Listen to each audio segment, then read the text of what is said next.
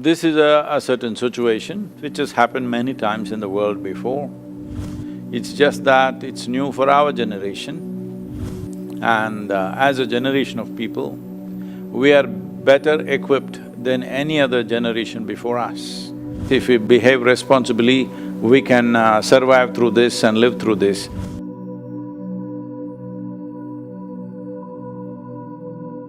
Sadhguru ji, thank you very Namaskar. much for being here today, sir. We are extremely delighted and for with your presence. And we've got very good support from your team to make this happen, sir. I'd like to hand over the session to Dr. D.K. Agarwal, our president of the PhD Chamber of Commerce and Industry, for moderation. Sadhguruji, we are passing through a very unprecedented and a warlike situation of COVID-19. What as individuals, what as businesses, what as government we should do so that these calamities do not occur again in future. Well, this is a pathway that a whole lot of people tend to take, that we are being punished by God, we are being punished by nature. No, we need to understand this. This is a certain situation which has happened many times in the world before. It's just that it's new for our generation, and as a generation of people, we are better equipped than any other generation before us. At the same time, let us say 100 or 200 years ago, if this sort of virus broke out in Wuhan, in China, maybe 10, 20, 25, 50 people would have died, and that would have been the end of it in that village. But today, because we are so mobile, that there is air travel and every day people are traveling across the world, because of this, it's gotten everywhere. So generally, the other type of viruses that we have normally faced, generally plague and various other things, normally were carried by other carriers, so we had no control over it. But this one thing, we are the carriers. So this is a check on how consciously, how responsibly we are going to move around now. This is a real question on our lives. So it is both a great advantage that we are the carriers and we can stop it. At the same time, it's a disadvantage because most human beings, you could have killed the rats, you could have killed the mosquitoes, but you can't kill the human beings, and they won't listen, they'll be all over the place. And our economic activity is also across the world. It is no more limited to agriculture or trading locally, but it's all over the world. Anything we have to do, we have to take it around the world. So because of this, it's become a challenge. Fortunately, unlike the previous ones, one that is in right now perspective is the Spanish flu of 1918. The mortality rate in this is much lower, but every day it is throwing up a new complication. Initially we thought it's just a respiratory thing and we will deal with it, but now we are seeing it's damaging liver, neurological damage is happening, brain damage is happening, cardiac damage is happening. So it is getting more and more complex, and we still do not know the exact nature of the virus itself. Vaccination is far away because we have still not figured the entire range of what it can do. Every day they're coming up with new, observations. Having said that, well, the biggest problem is now one thing is mortality, but mortality in India, the rate is not very high, we've managed it. If it's kind of… it is bad because the doctors are dying and people who are in touch with the disease consciously are becoming victims. It is a challenge, but mortality rate is not very, very high. 80% of the people who get infected with this virus may not show any symptoms, that's what they're saying. They may just live with it. Nothing they will show. This is also a problem because without any symptoms, they have the virus, and these are the people who will carry it across the place because they don't even know they're carrying it. They won't cough, they won't sneeze, nothing happens, everything is fine, but they will be spreading the virus. That is the reason why it has spread the way it has spread, why the contagiousness of this particular virus is higher than what we have seen in the past, is mainly because of this. The asymptomatic carriers are all over the place. You and me could have it, we don't know. We are healthy and we are well, we don't even think there's something wrong with us, but we could be spreading. So right now, what have we done? We have done absolutely nothing about the virus. We have just controlled human behavior a little bit with lockdown and restrained it a little bit. But once the lockdown goes, how it'll flare up, to what extent, how much damage it will cause to health and medical infrastructure we have, whether it can take that kind of load, and how many fatalities will happen out of this, is anybody's guess. Because in a country like United States, already they've crossed 45,000 deaths. In the density of population that we have in India is a different matter, but at the same time, Indians may have much stronger immune system because they're exposed to many things normally, and like for example, tuberculosis, which is a very serious thing elsewhere, but almost 95% of the Indians won't pass the Mantoux test. Almost all of us will show that we have some kind of tuberculosis bacilli within us, but we are not sick in any sense. So in this context, I feel that particularly the rural population in India is resilient. I don't think much fatalities will happen, but the disruption of economic activity, that is going to be the biggest challenge for us, because markets are being destroyed, many aspects of life where people need to come together will not happen.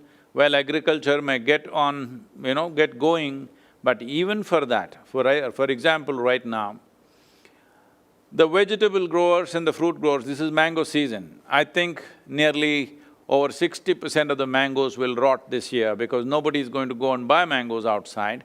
Like this, the market shelves are destroyed because nobody is going to the market. And textile is a huge thing in India. Substantial number of people are engaged in textile industry.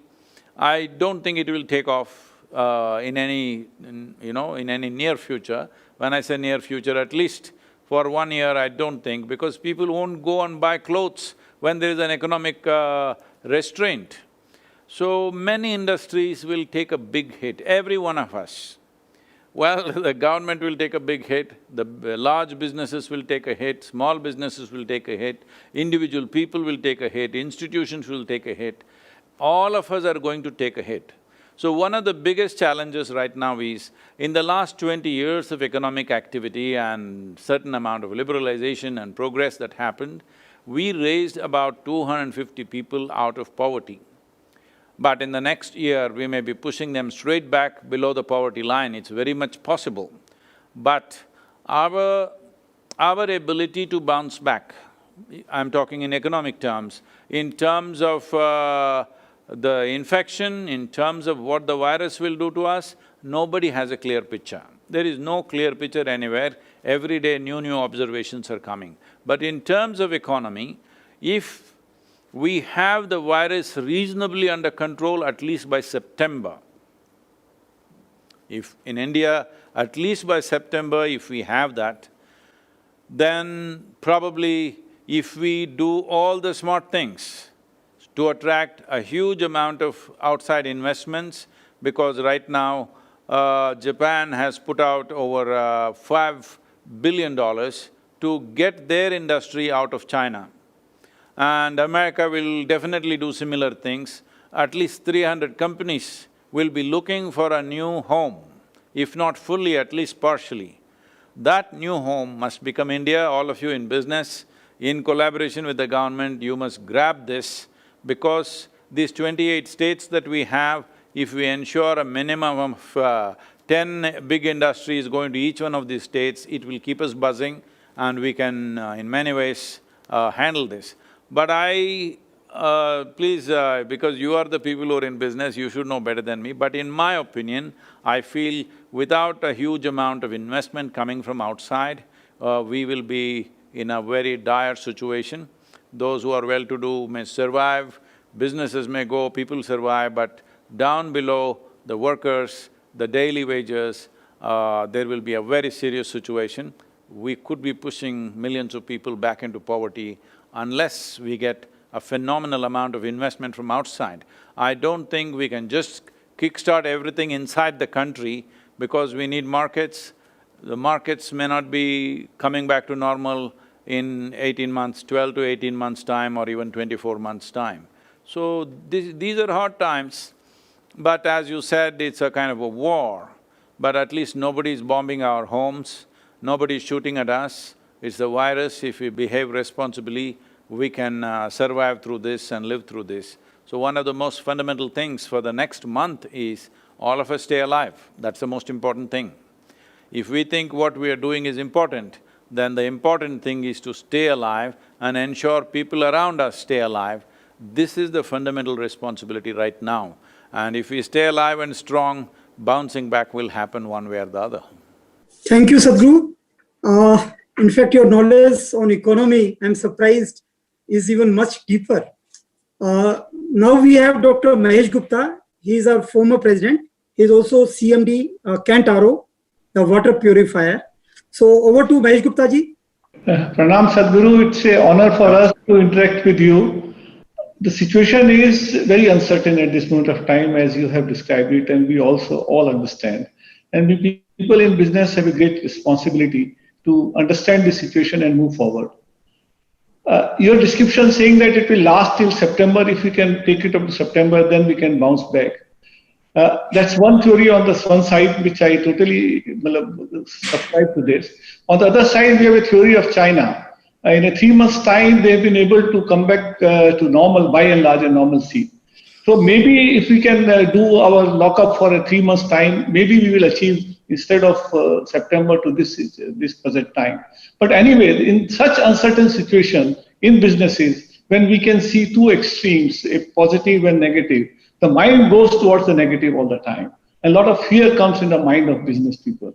And we being leaders, they affect all the people working under us. So I like to have a pulse of wisdom that how to take care of this uncertain situation and fear in the mind of businesses. Thank you. Well, the situation is bad enough so we don't have to suffer fear also.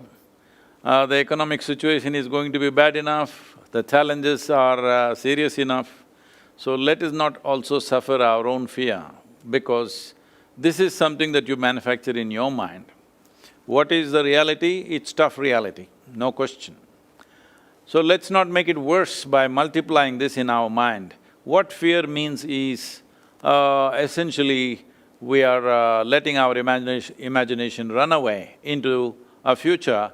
Instead of creating the future, we are describing the future in negative terms, and which causes enormous amount of fear.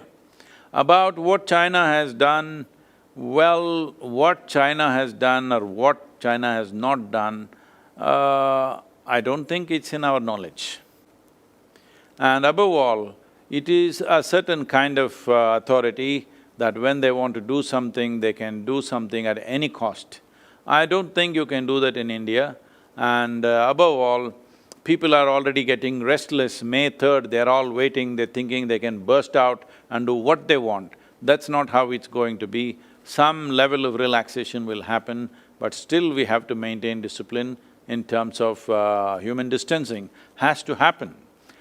So having said that, there are medical, scientific calculations that they are saying, instead of closing on 3rd of May, if we push it to 15th of May, by September, we can be on top of it. But if we push it up to May 31st, the lockdown, very rigid lockdown, then we could be out of it by the end of June or mid-July. So, this is easier said than done. I don't think the government of India can actually enforce this on the people. People have gotten restless, people are running out of cash, people are running out of means to live. So, it is not possible to simply push the lockdown further. We can say certain things where people congregate in big numbers, these things you can avoid, but the nature of the virus is such, a handful of people is enough. If they're going around every day, they're infecting.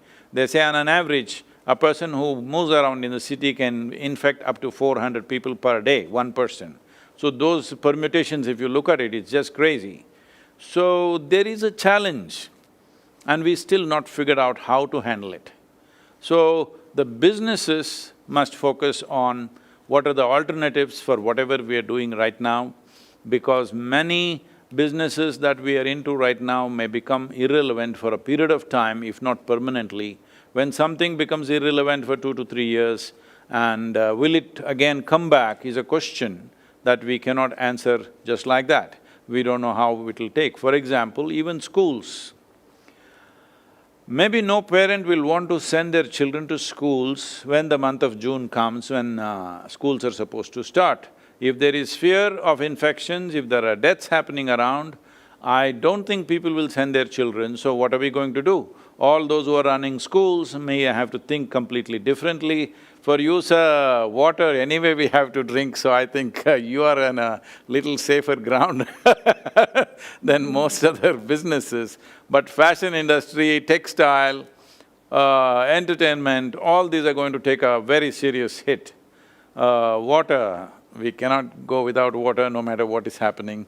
So I think you are doing fine, sir. Thank you, Sadhguru. We have Gopal Jivrajka. He is a former president and also a CMD of Salora International Limited. So over to you, Gopalji. Pranam, Guruji. Namaskar. I think it's a great honor and privilege to be interacting with you. In times of such trouble, we have choice to go to the elected representatives or the selected few like you. I think today not much solace is coming out of the elected.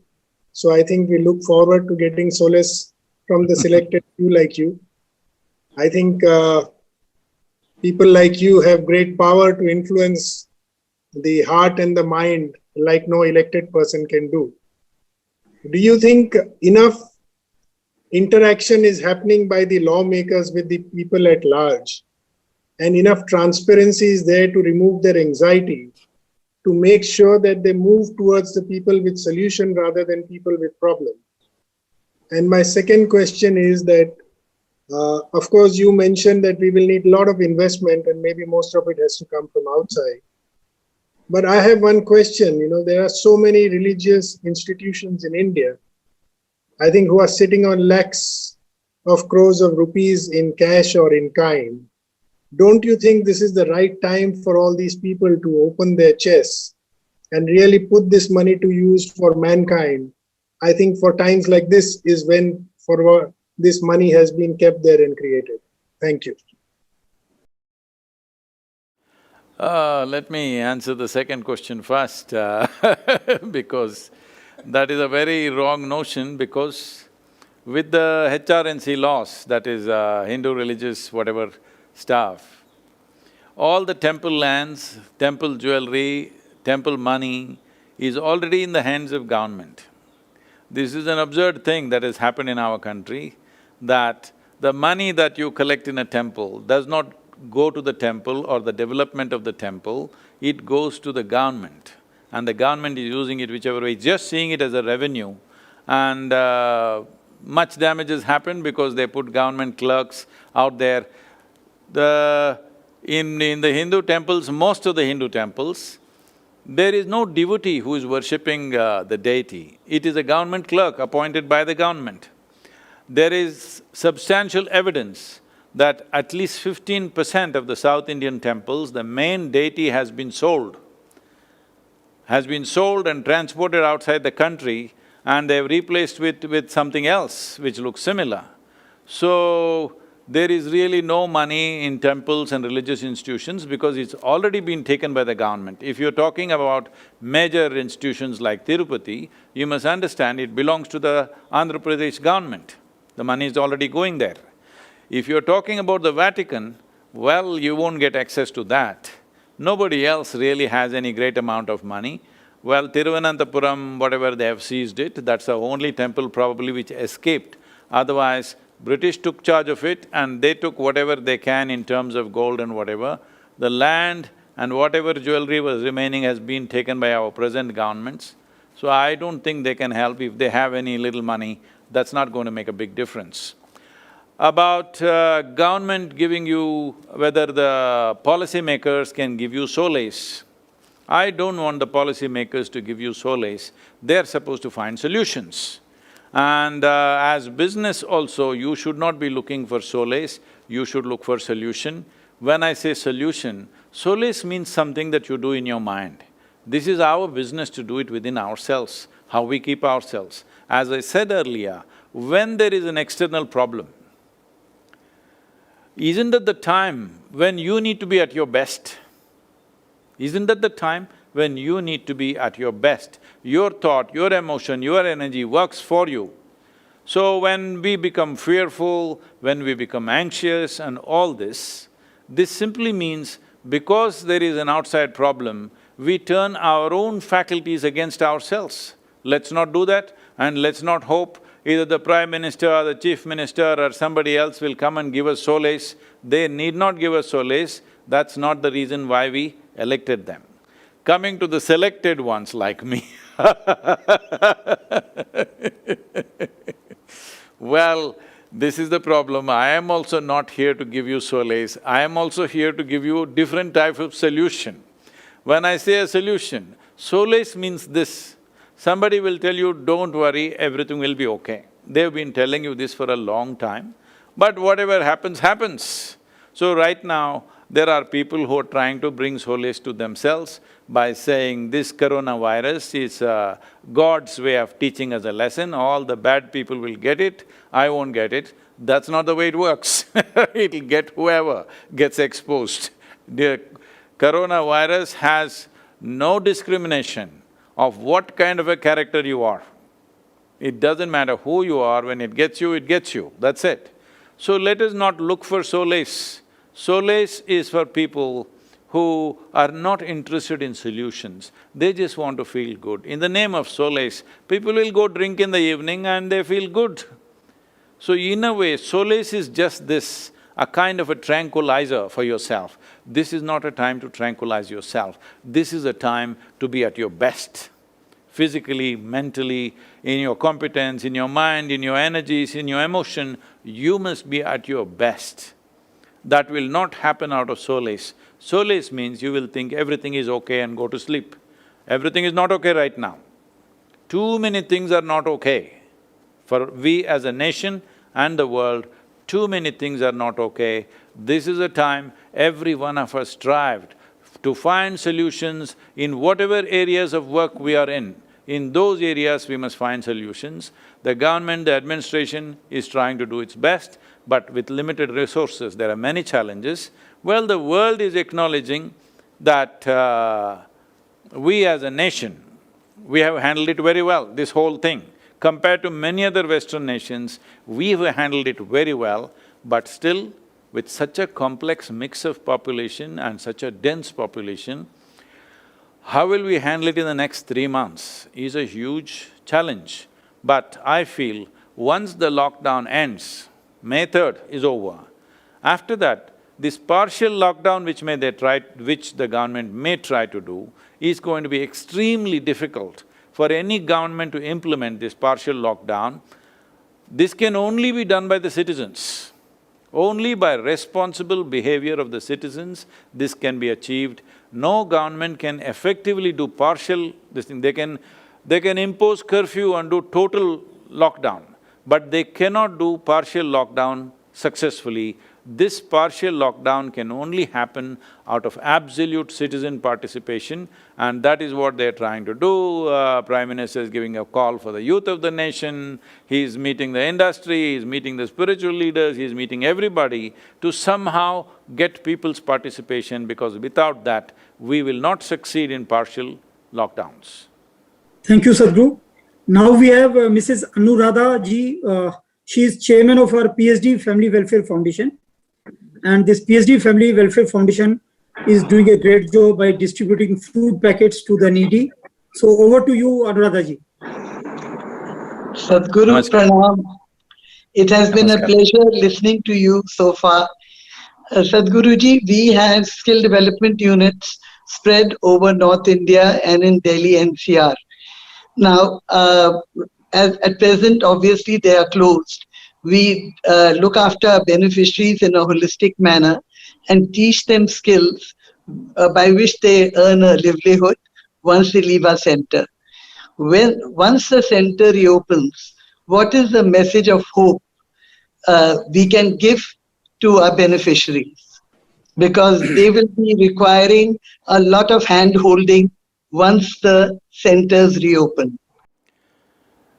See, as a nation, if we look at ourselves as a nation, for 1.4 billion people, we don't have enough forest, we don't have enough rivers and water bodies, we don't have enough land, we don't even have enough piece of sky for 1.4 billion people. So the only real wealth that we have is human potential or human resource that we have.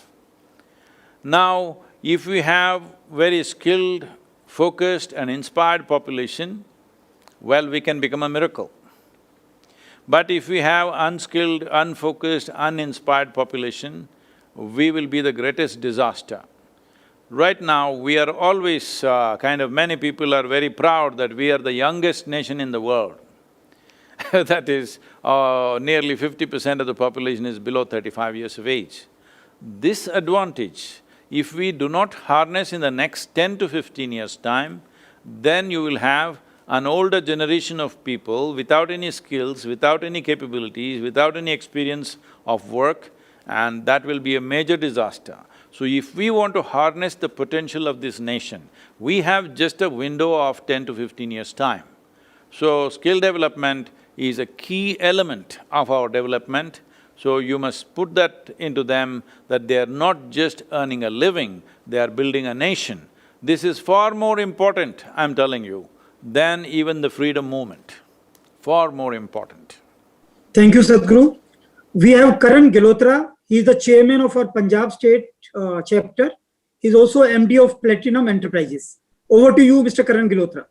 प्रणाम सदगुरु जी। बहुत खुशकिस्मती आ रही है कि हम आपसे आज बात कर पा रहे हैं। गुरु जी, मैं ये कोविड की बातें बहुत हो गई, अब मैं कुछ और आपसे पूछना चाहता था। What happened to your hair? It's not the virus, right? No, no. I think that is hereditary. I took it from my dad. Guruji, I feel everyone has a purpose in life, or I feel mine is to help people, and I love doing that to the best of my ability, and I also do it from my heart. But on the flip side, I love to drink, I smoke, I eat meat also, and I love to socialize, I love the company of my friends. Do these habits, Guruji, define me as a sinner? Oh You helping somebody is not a virtue, you drinking and eating meat is not a sin. It is just you have to look at it in terms of, is it sensible for your life to do certain things? Does it add in any way to your life?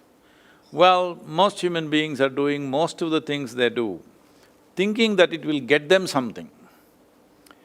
Well, nothing gets you anything because now virus is hanging in our face and reminding. I've been trying to remind people nearly for the last 40 years, but I think this virus is doing the teaching much better than me, that suddenly everybody is aware they are mortal. This is something we must understand. Mortal means we have a limited amount of time, that's all it means. How old are you? Sir, I'm 43, sir. 43. 45 years ago, you were dead. Hello? Yes, you were not alive. 45 years ago, you were dead. I will give you another 60 years. 103 years is good, or you want more? No, I don't want that much, sir. No, it's okay, you can still drink and eat whatever and live to 103 years of age. So I'll give you another 60 years. After 60 years, again you will be dead. For how long were you dead 45 years ago? Endless amount of time. How long will you be dead after 60 years? Endless amount of time. You're just alive for a brief period of time. In this period of time, what makes utmost sense to you, that's what you must do, because it's a very brief amount of time. Because people are spending their life unconsciously, not paying attention, as you sit here, life is ticking away. Because people are not conscious of this, they think they can do all kinds of things which don't mean a damn thing to them. No, no, I enjoy what I'm doing. Yes, maybe. But why don't you also explore other dimensions of life, how it would feel? See, look at my eyes, I look always stoned. Never touched any of the substances that you're talking about. But isn't this human body, this human mechanism, the most sophisticated chemical factory on the planet? Do you agree with me, Karan? Absolutely, sir. So when this is such a fantastic chemical factory, most refined and sophisticated chemical manufacturing unit, well, they're saying some trillions of functions are happening per minute. Now the question, the only choice that you have is, either you are a wonderful, effective CEO or you're a lousy CEO. If you are a really good manager of things, you would make… if you sit here, you would make yourself feel absolutely fantastic because every human experience has a chemical basis to it.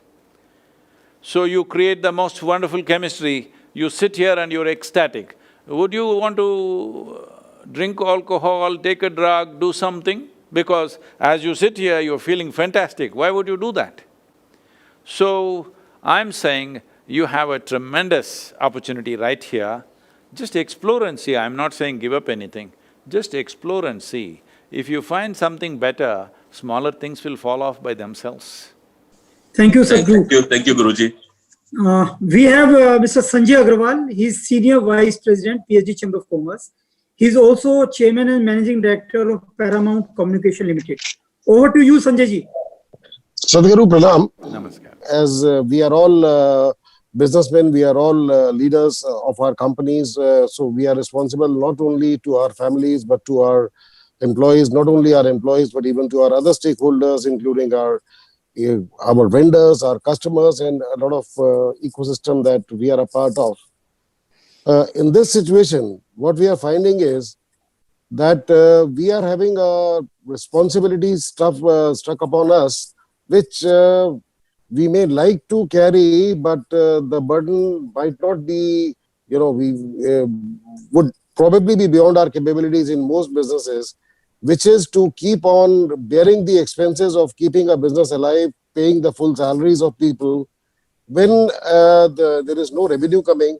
So it might even become physically not unfeasible for us to go ahead. How do we get our word into the government, to the powers that be, that if they are collecting taxes from us, if they are the people, they are the institution which has the maximum command over the country, then they have to do much more than they expect what an individual businessman can do. What would be your view on that, Sadhguru? Well, in the next few months or hopefully it will be only few months or in the next couple of years, one of the most painful decisions and actions that all of us may have to take is that people we are concerned about, people that we would like to take care of, we may not be able to take care of them. And we have to decide that we will not take care of them. This is going to be the most painful decisions that we will have to make. Already they are making such decisions in the hospitals, not happened yet in India, our hospitals are still not overloaded. But in Italy and in United States, they're inundated and they're making these decisions.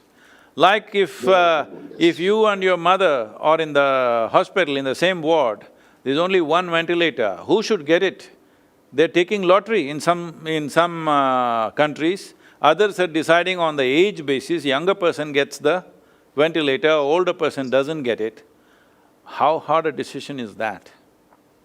So unfortunately, we are at times where we will be forced to take very painful decisions, things that we want to take care of, things that we genuinely care about and concerned about, not being able to take care of it will always be the most painful thing that a human being can do. So, this is in front of us, we cannot close our eyes, we cannot play ostrich with this. It is in front of us, we have to deal with this. About government doing more, well, on the ground till now, I think they have done excellent. I have to tell you this may be difficult for people to digest. From what I am seeing here in Tamil Nadu and various other states, our volunteers are on the ground, sir, doing variety of service in terms of food and whatever else. I find the ministers, the bureaucrats, the police officials, the level of… and of course the medical personnel, the level of commitment and dedication with which they are functioning, if they function like this for the next 5 years, we will be a different nation altogether. It is truly fantastic how focused and how committed they are day and night. They are taking care of things. So these things are being done. I'm sure you are talking in terms of can they do more for the business. Well, our GDP, the way it is not a substantial GDP for 1.4 billion people. We don't have a big enough GDP for 1.4 billion people, and no government, I think, is capable of really, making sure everybody gets everything for the next 1 year without working and without being productive. And even if you're productive, if there is no market, there is no money, these are serious challenges. Well, infusion of money and liquidity has to happen, otherwise businesses and industry could get wiped out. I'm sure they're conscious of it, it is being worked out, and also industry and specific businesses, whatever the areas of businesses, must make strong representation because because when the resource is limited, whoever cries loudest will get better kind of attention. Unfortunately, that is the reality. But we are not that kind of an economy where United States is pumping in $2 trillion straight away. We are not in that kind of a state to pump in that kind of money. That's why I said bringing in foreign investment in a big way. If in the next 1 year we focus on bringing in at least $1 trillion of investment, then we will breathe. Otherwise, even if we are not infected by corona, we will still choke in many different ways. These are very hard times, these are not easy times. Still, the hardest part is yet to come. Right now, lockdown itself, people are complaining. You will see when you relax the lockdown, that is when the difficulties will come. Only hope and something that's giving us hope and strength about this is, most probably in India, it may not run right as it did in the Western countries, simply because the nature of our culture, our food, our connection with the land, we are just 1 generation away from farming, so there is a different kind of resilience in our bodies. We may pass through this little better, but it's only a hope. There is no evidence, there is no 100% guarantee about it, but some of the indicators are showing that we may come out of it better because the fatality rates are pretty low in India right now. We must understand, I think we have identified some 3 lakh people as positive, is it? Whatever number, I think 50,000 or… In India. So, this is simply because we just not able to test too many people. There is no way we're going to test 1 billion people, it's not even a practical possibility. So there are a whole lot of people who have infections, but they're not even sick, they're not going to the hospital, they don't even know they're carrying it. That is a danger. At the same time, that's a good sign. That means many of us may go through the infection without any great damage to our systems. That is our biggest hope. Indian genetics and body and food makes us little more resilient that we can pass through, otherwise we're definitely hitting a pit that we must right now plan and strategize how to get out of in the next 12 months. Thank you, Sadhguru. Now we have Saket Dalmia, the young and dynamic leader. He's also mentor of Young Business Leader Forum of PhD Chamber, also chairman of our PhD Retail Committee. He is MD PG Industries Limited. Over to you, Mr. Saket. Thank you, Agarwal. Please be very brief. Yeah. I'll try to be. Pranam Sadhguru ji. My question today is a bit personal. When the lockdown started, there was an initial feeling of despair. All the things around me were feeling that all businesses are coming down, and suddenly the whole ecosystem started falling. After that initial phase, when I started internalizing my time to my family, suddenly I started having more time. I could enjoy the love and affection of my parents, my family, and I was in a state of happiness. That emotional feeling of happiness was no more connected to my business efforts and everyday rewards. So don't tell me you don't want to come out of the lockdown. The question is, Sadhguruji, that how to keep this feeling of happiness which I've attained right now going ahead in my life.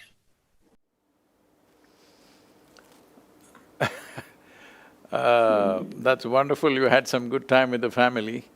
But we need to understand this, that human experience is essentially caused from within us. Whether it's joy or misery, whether it is pain or pleasure, whether it's agony or ecstasy, whatever is the human experience happens from within us. What happens within us, we are trying to create it by creating external circumstances. We must understand this, no matter who we are, how capable and competent we are, at no point is external circumstance 100% the way we want it. That'll never happen. So always, because outside situations will never happen 100% the way we want it, and whenever things don't happen the way you want it, if you're going to become miserable, then naturally, unknowingly you will curtail the scope and scope and dimension of your life itself, because you always try to be in safe zone. Safe zone means constipated life, that's all it is. You will restrict it because if you step into something unmanageable, you will get into trouble or you will become unhappy. So this is what you have to first fix, that your way of being is not determined by what's happening around you. A wonderful family that you may have should not determine that. Successful business that you have should not determine that. What is happening within you must be determined by you. You are feeling joyful right now, it must be your making. Now if you are with your family, you will share your joy with them, you are not trying to get joy from them. If you are in business, there also you're trying to do your best as an expression of the fulfillment that you have in your life. But right now, we are trying to squeeze these things. What happens within us, we are trying to get it from outside. Right now is mango season, I see you have a nice tree, it's not a mango tree, but you have a very beautiful tree in the background. But suppose it was a mango tree, you want mangoes, should you go and look up at the tree or you start digging at the roots to find mangoes? You won't find mangoes there. So right now, this is what is happening. Happiness or misery, whatever human experience happens within you. What happens within you must happen the way you want it. So this is why inner engineering. When I continuously been going on for 40 years telling people, first thing you have to do before you touch the world, before you touch anybody else's life, first thing is, you must make this life pleasant. Otherwise, you may do it with best intentions, but you will cause unnecessary nonsense in the world simply because when you are feeling miserable, you will one way or the other become nasty to life around you. When you are feeling wonderful, you are always wonderful to everybody. Just tell me this, is this not true with you and everybody? If I meet you when you're very happy, you are a wonderful man, I have no question about that. But if I meet you when you're frustrated, angry, miserable about something, you could be nasty, isn't it? This is true with you, this is true with everybody. So this is the first thing you must fix. You are joyful, you are happy right now, but let it not be because of your family. You are joyful because you have made that happen within yourself. Now your family time is to share this joy that you have with them. Tomorrow you step out into the business, once again, your life is an expression of this joy. Now you will do life in a completely different way. First thing is we must engineer ourselves, then touch the world, otherwise we will mess it up with good intentions. Thank you, Sadhguru. As we are running short, this is going to be the last question from Mr. Rajiv Luthra. He is professional member of PhD chamber. He's managing partner, LNN Partners. Mr. Rajiv Luthra, over to you. Namaskaram, Sadhguru. Namaskaram. Tell me. Vedma and the family sends you a lot of warm namaskarams. We are very, very blessed, Sadhguru, that we have been able to talk to you. And I've heard you on many, many sessions, and each time I've learned something new. My question to you, Sadhguru, is, you've been answering many, many tough questions. And I, think if I was sitting in your place, how would I answer them? And a lot of them you've taken really, you've answered them well, people have heard well, and people have learnt well. And we are all blessed that we've got a lot of solutions. Sir, my question is, what was the toughest question you were asked? And what was your answer?